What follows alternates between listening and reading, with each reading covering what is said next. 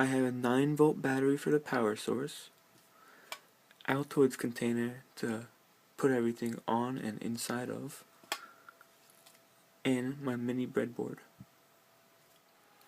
I made a hole for the switch right over there, and right now I will insert this battery into the case and attach it to the switch.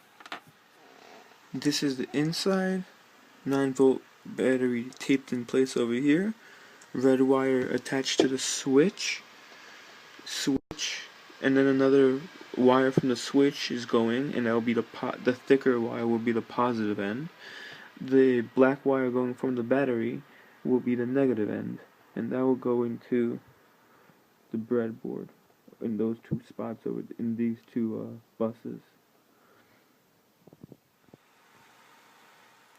The breadboard came with a sticker on the back of it for my convenience, and I just placed it on top of the Altoids case, and then that's the positive end, this is the negative end, and once you make connection with the negative end, you get power.